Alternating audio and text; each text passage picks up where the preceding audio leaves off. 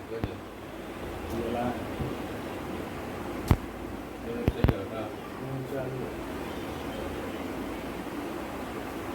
Student, good evening.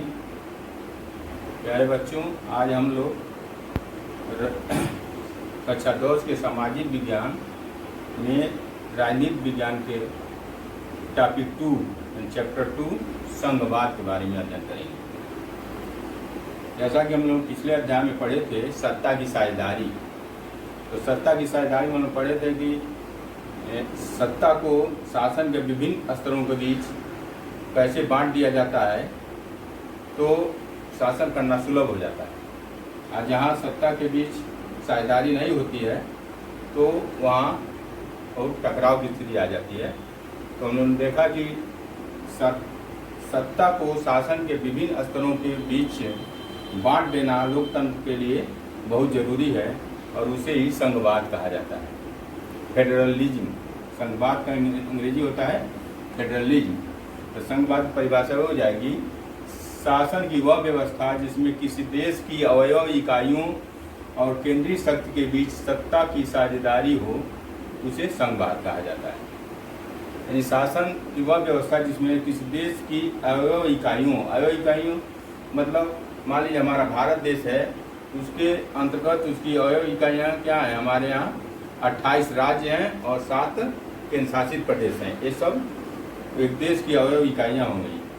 तो अवयव इकाइयों और केंद्रीय शक्ति मतलब सेंट्रल गवर्नमेंट हो गई, तो उनके बीच सत्ता की साझेदारी हो, सही ढंग से सत्ता की साझेदारी हो, उसे ही संघवाद कहा जाता है। तो संघीय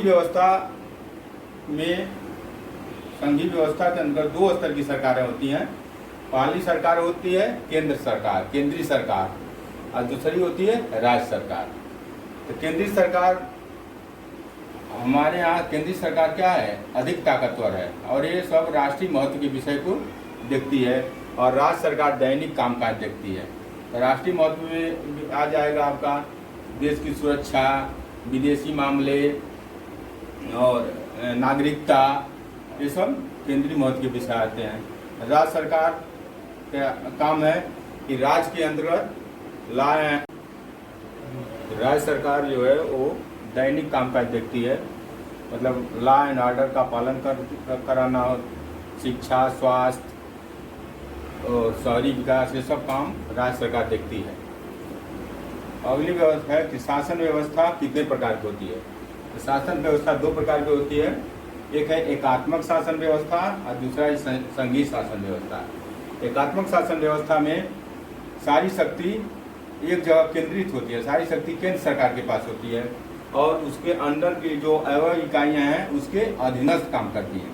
यानी केंद्र सरकार अपने राज्य सरकार या प्रांतीय सरकारों को आदेश दे सकती है, लेकिन संघीय शासन व्यवस्था में केंद्र सरकार और राज्य सरकार दोनों स्वतंत्र होकर काम करती हैं। यानी केंद्र सरकार राज्य सरकार को आदेश नहीं दे सकती है। दोनों सरकारों की अपनी अपनी शक्तियाँ हैं और दोनों सरकारें अपनी जनता के प्रति जवाबदेह होती हैं। अब अगला संघीय व्यवस्था की विशेषताएं। संघीय व्यवस्था की प्रमुख विशेषताएं निम्नलिखित हैं। पहला है 2 से अधिक स्तरों वाली सरकार। यानी संघीय शासन व्यवस्था में जो सरकार होती है 2 या 3 स्तरों में होती है, जैसे केंद्र सरकार, फिर राज्य सरकार, फिर उसके अंदर क्षेत्रीय सरकारें होती हैं। दूसरा एक ही नागरिक समूह, ये जो दोनों सरकारें हैं वो एक ही नागरिक समूह और एक ही जनता के ऊपर शासन करती हैं। तीसरा सरकार के अधिकार क्षेत्र संविधान में वर्णित है। दोनों सरकार, केंद्र सरकार और राज्य सरकार के जो अधिकार, उनके कौन कौन से अधिकार हैं उसका उल्लेख संविधान में है। चौथा, मौलिक प्रावधानों को अकेले नहीं बदला सकता। हमारे संविधान में जो मौलिक अधिकार दिए गए हैं उनको यदि कोई चेंज करना चाहे, केंद्र सरकार या राज्य सरकार दोनों अकेले नहीं कर सकती हैं। केंद्र सरकार जब चेंज करना चाहेगी तो उसको राज्य सरकार से सहमत लेनी पड़ेगी और फिर अपने सदन में, जैसे हमारे यहाँ 2 सदन हैं, लोकसभा और राज्यसभा, तो पहले लोकसभा में 2/3 बहुमत से पास कराना पड़ेगा, फिर राज्यसभा में उसको 2/3 से बहुमत पास कराना पड़ेगा, फिर राष्ट्रपति का दस्तखत होगा तब तो उसमें चेंज हो सकता है। सर्वोच्च न्यायालय की भूमिका, दोनों सरकारों में, जो केंद्र सरकार और राज्य सरकार में किसी मुद्दे को लेकर जब टकराव की स्थिति पैदा हो जाती है, अधिकारों के लेकर जब कोई टकराव होता है, तो वो मामला सर्वोच्च न्यायालय में जाता है और सर्वोच्च न्यायालय उस अधिकार की व्याख्या करता है।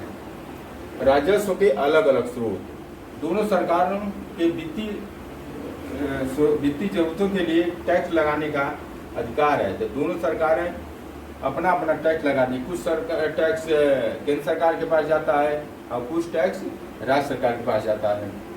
तो देश की एकता और अखंडता की सुरक्षा करना और बढ़ावा देना, देश की एकता और अखंडता को सुरक्षित रखने की जिम्मेदारी दोनों सरकार की होती है। तो दोनों सरकारें इस पर काम करती हैं कि देश की एकता अखंडता अक्षुण्ण रहे और सांस्कृतिक विविधता का भी सम्मान करें। संघीय शासन व्यवस्था का गठन कैसे होता है? तो जो संघीय शासन व्यवस्था है उसका गठन दो तरीकों से होता है। पहला है कि दो या दो से अधिक स्वतंत्र राष्ट्र मिलकर एक इकाई को गठित करें, एक इकाई गठित करें। जैसे संयुक्त राज्य अमेरिका में है, स्विट्जरलैंड में है, ऑस्ट्रेलिया में है। तो यहाँ संयुक्त राज्य अमेरिका का उदाहरण है, तो उसमें कई देश जो हैं वो स्वतंत्र रूप से हैं और वो सब मिलकर एक यूएसए संयुक्त राज्य अमेरिका का बड़ी इकाई का गठन किए हुए हैं। तो उसमें जो राष्ट्र स्वतंत्र राष्ट्र होते हैं उनके अधिकार बड़े राष्ट्र से ज़्यादा होता है। और दूसरा है बड़े देश के द्वारा राज्यों का गठन। बड़े देश जैसे भारत है, तो भारत क्या है, अपने भाषा के आधार पर, सांस्कृतिक विविधता के आधार पर, भौगोलिक स्थिति के आधार पर, अपने भाषा के आधार पर अपने राज्यों का गठन किया है। तो भारत में क्या इस समय 28 राज्य हैं और 9 केंद्र शासित राज्य हैं। तो बड़े देश द्वारा राज्यों का गठन इस प्रकार किया जाता है। तो बड़े देश में जो जितने राज्य होते हैं वो सब स्वतंत्र रूप से उसके अंदर काम करते हैं और एक इकाई के रूप में जो सेंट्रल गवर्नमेंट होती है वो काम करती है। अब इसका अगला हम लोग अगले वीडियो में पढ़ेंगे।